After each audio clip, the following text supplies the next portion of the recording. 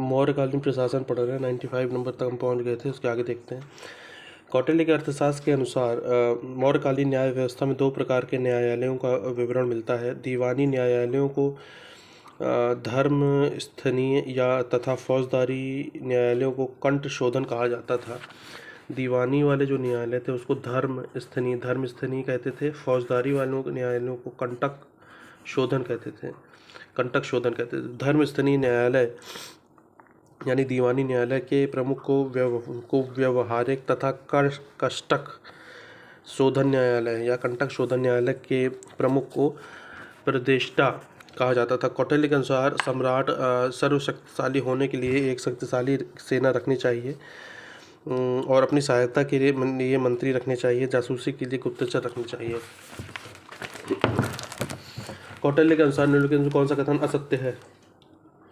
चलो सत्य वाला पढ़ लेते हैं। राजा सर्वशक्तिशाली है, राजा को शक्तिशाली सेना रखनी चाहिए, जासूसी के लिए राजा को बहुतायत में जासूस रखने चाहिए। चंद्रगुप्त मौर्य के शासन काल में पाटलिपुत्र का प्रशासन एक समिति के द्वारा संचालित था जिसके सदस्यों की संख्या थी बी नंबर 30। चंद्रगुप्त मौर्य के शासनकाल में पाटलिपुत्र का प्रशासन एक समिति के द्वारा संचालित था जिसके सदस्यों की संख्या कितनी थी? 30। मौर्यकालीन युग में प्रमुख नगरों का प्रशासन नगर पालिकाओं द्वारा चलाया जाता था। नगर शासन के लिए एक सभा होती थी जिसका प्रमुख नागरक अथवा पुरमुख्य कहा जाता था। मेगास्थनीज ने पाटलिपुत्र के नगर परिषद की 5-5 सदस्यों वाली 6 समितियों का उल्लेख किया है। पहली समिति विभिन्न प्रकार के औद्योगिक कलाओं का निरीक्षण करती थी। दूसरी समिति विदेशी यात्रियों के भोजन, निवास, चिकित्सा आदि का प्रबंधन करती थी।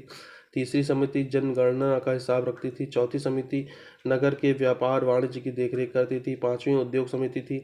छठी समिति कर्क समिति थी जो क्रय विक्रय वाली वस्तुओं को वसूलती थी। मेगास्थनीज ने जिले के अधिकारियों मार्ग निर्माण को एग्रोनोमोई कहता है। मेगास्थनीज ने जिले के अधिकारियों, जो मार्ग निर्माण लिखा है कोष्टक में, को एग्रोनोमोई कहता है। ठीक है। निम्नलिखित में कौन सा स्रोत मौर्यों के नगर प्रशासन का विस्तृत विवरण प्रस्तुत करता है? तो बी नंबर है मेगास्थनीज का इंडिका है जो नगर प्रशासन का विस्तृत विवरण प्रस्तुत करता है। अर्थशास्त्र नहीं है, ये ध्यान रखेंगे। एग्रोनोमोई अधिकारी निम्न में किस क्षेत्र से संबंधित था? सी नंबर मार्ग निर्माण से, कंस्ट्रक्शन ऑफ रोड। ए सूची को बी सूची से मिलाना है।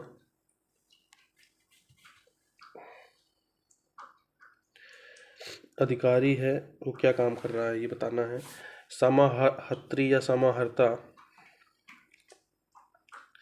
राजस्व का प्रधान संग्राहक है। ये समाहर्त्री राजस्व का। फिर सन्निधात्री है एक, या सन्निधाता कह सकते हैं, ये कोषपाल या कोषाध्यक्ष है।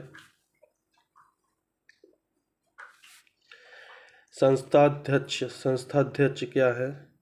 बाजार अधीक्षक है। फिर अंतर्वंशिका कौन है? महल के रक्षकों का प्रमुख। तो ये 4 याद कर लेते हैं सबसे इम्पोर्टेंट। समाहर्त्री राजस्व का प्रधान संग्राहक समाहर्त्री। सन्निधात्री कौन है? सन्निधात्री कोषाध्यक्ष या कोषपाल कह सकते हैं, इसको सन्निधाता भी बोलते हैं।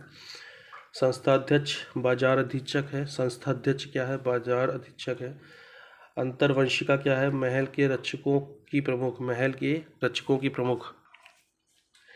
एक आता है नागरक, वो क्या है? नगर मजिस्ट्रेट नागरक।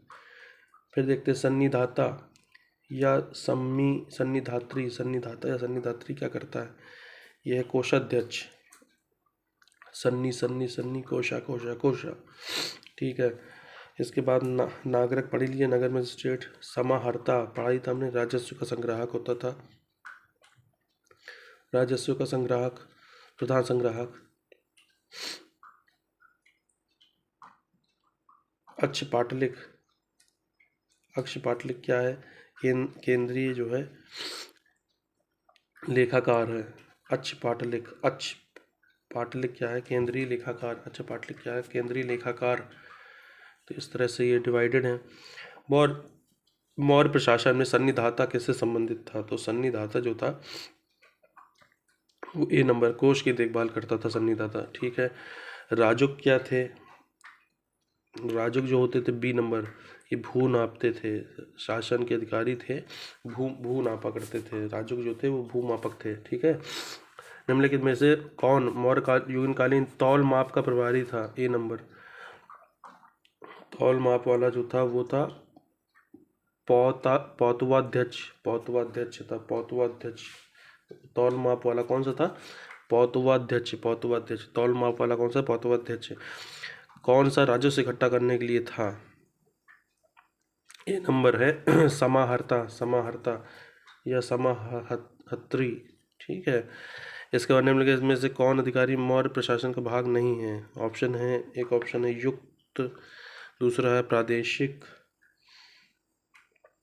तीसरा है याजुक, चौथा है अग्रहारिक। तो अग्रहारिक नाम का कोई अधिकारी नहीं है।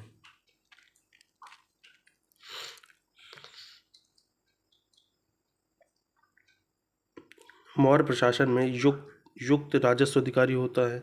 ठीक है, युक्त जो है राजस्व अधिकारी है। और प्रादेशिक प्रदेश का अधिकारी, प्रादेशिक क्या है? प्रदेश का अधिकारी है। राजुक क्या है? जनपद का अधिकारी है। ठीक है। अग्रहारिक जो है ये हर्ष के शासनकाल में है, यहाँ पे नहीं है। ठीक।